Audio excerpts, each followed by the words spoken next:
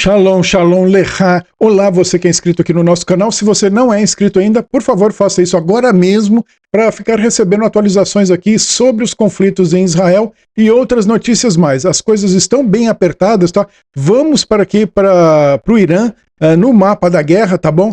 Para saber o que está acontecendo por lá. Nesse ponto aqui, a mídia iraniana, ela vai dizer que a refinaria Rei, ao sul de Teherã, foi atacada por Israel aí, tá bom? Várias refinarias foram alvos aí durante essa noite, de ontem para cá, né? Em retaliação à refinaria de Haifa, que não foi completamente atacada, tá? Ela foi destruída, uma parte ali do oleoduto, tá? E uma parte externa. Mas a refinaria continua funcionando, ela não está operando nesse momento, mas ela não foi destruída, tá bem? Em muitos locais aí de Teherã você pode observar fumaça, tá? Nós vamos ver daqui a pouquinho que está tendo um ataque intenso a Teherã. O pato Donald Trump, ele de lá do Canadá, mandou que as pessoas evacuassem Teherã, né? Devido aos ataques israelenses, e provavelmente, depois disso, ele foi para a sala de guerra, e provavelmente os Estados Unidos devem entrar nesse conflito, tá? Eu cheguei a noticiar num vídeo aqui que um senador americano estava juntando aí outros senadores para denunciar o Trump e pedir o impeachment do Trump. Eu até falei que não acreditava que isso fosse possível de acontecer, né? Como eu não acredito ainda. Mas o medo do Trump bateu lá, né? Ele fez uma sujeirinha na fralda e correu para Washington e falou, agora vamos apoiar Israel e tal. Mas entenda uma coisa, Israel matou esse povo aí, matou esse tirano sozinho, tá? Se hoje o Irã está na situação que está, foi Israel quem fez, e que fique claro isso para a história, não foi os Estados Unidos que derrotou o Irã, foi Israel sozinho, sem o apoio dos Estados Unidos. Agora, nós agradecemos, não somos ingratos, agradecemos a presença e o apoio dos Estados Unidos agora, mas saiba que Israel detonou aí o Irã.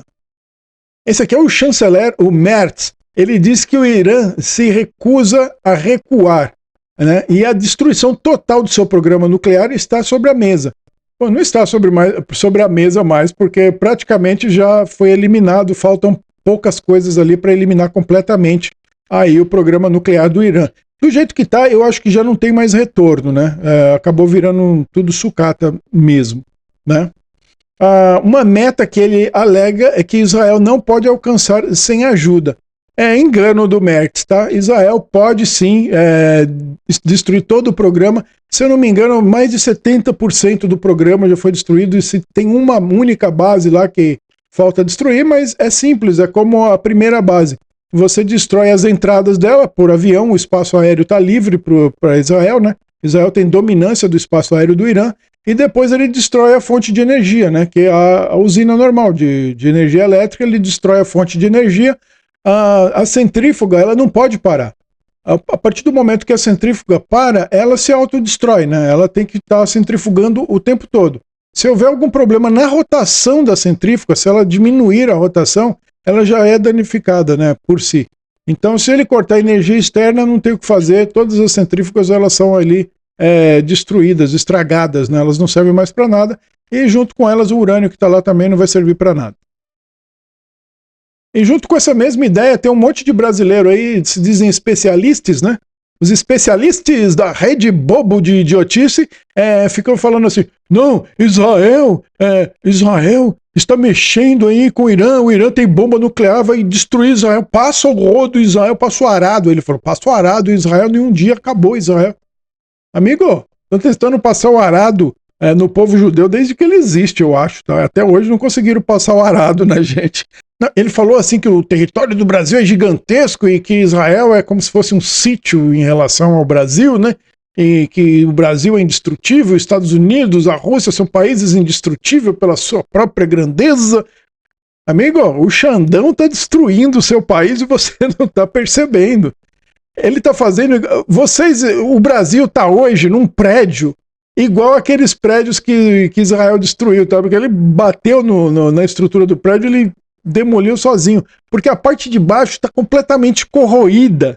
Você não percebeu ainda que o Brasil está num problema, não só numa insegurança jurídica, o Brasil está numa insegurança jurídica e institucional. Ninguém sabe quem manda no Brasil. O presidente diz que manda e não manda, o Senado diz que manda, não manda, a Câmara diz que manda, não manda, o STF diz que manda, não manda. Como tem um lugar que todo mundo manda e ninguém faz nada, isso é uma crise institucional. O Brasil é um carro desgovernado, com um monte de louco dentro, essa nave vai bater. Você só está dentro da caçamba, você não está vendo o que está acontecendo na cabine. Mas a cabine só tem louco desgovernado.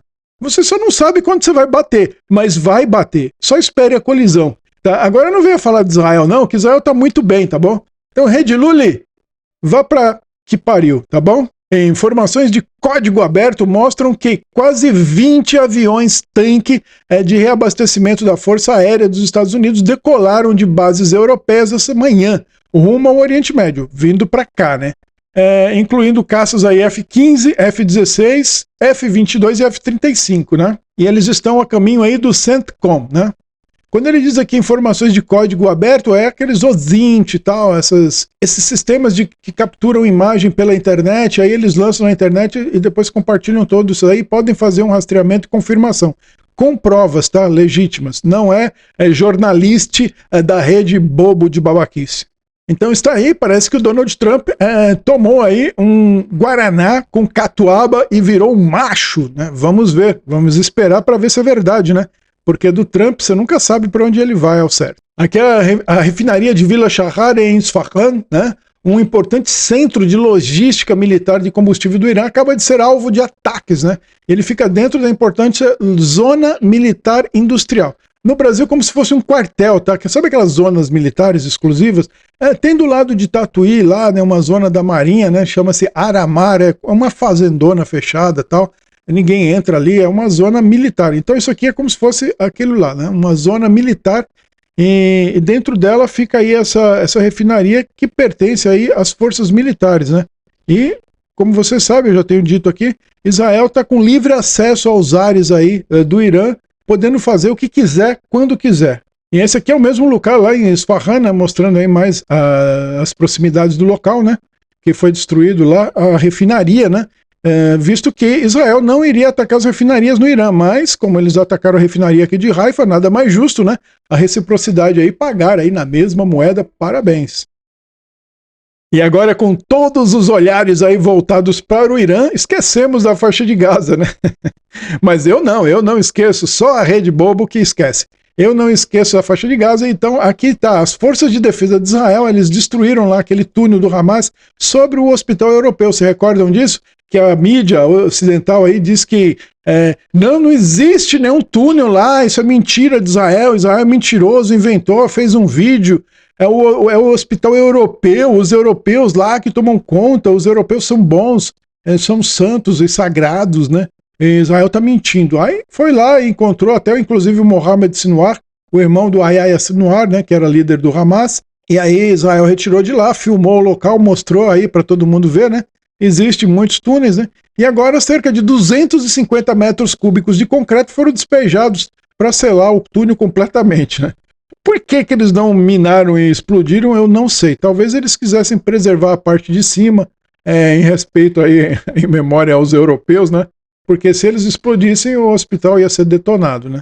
Então, talvez por isso eles resolveram aí que seria melhor encher de concreto e resolver esse problema aí com concreto mesmo.